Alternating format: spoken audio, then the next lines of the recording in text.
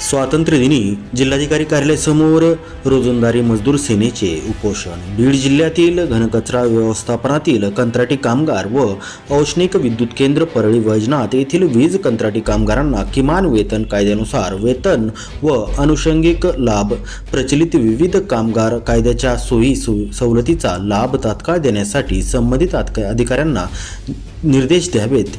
यासाठी जिल्हाधिकारी कार्यालयासमोर रोजंदारी मजदूर सेनेच्या वतीने उपोषण करण्यात आले।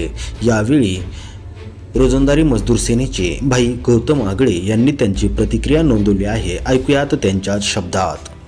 काय सांगाल, आज आपण जिल्हाधिकारी कार्यालयासमोर आंदोलन करत आहात? तर सर्वप्रथम आपलं अभिनंदन। आम्ही मागील 10 वर्षापासून या ठिकाणी किमान वेतन कायदा आणि प्रस्तावित कामगार कायद्याच्या सोयीसुविधा मिळाव्यात म्हणून सातत्यानं संघर्ष करून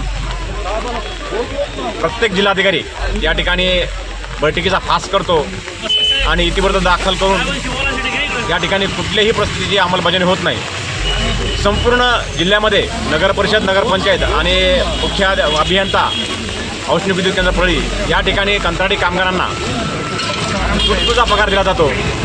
एका कामगाराच्या मागे किमान 10,000 ते 12,000 रुपये हे शोषण चालू आहे आणि आर्थिक शोषणामुळं या ठिकाणी उपासमारीची वेळ आलेली आहे।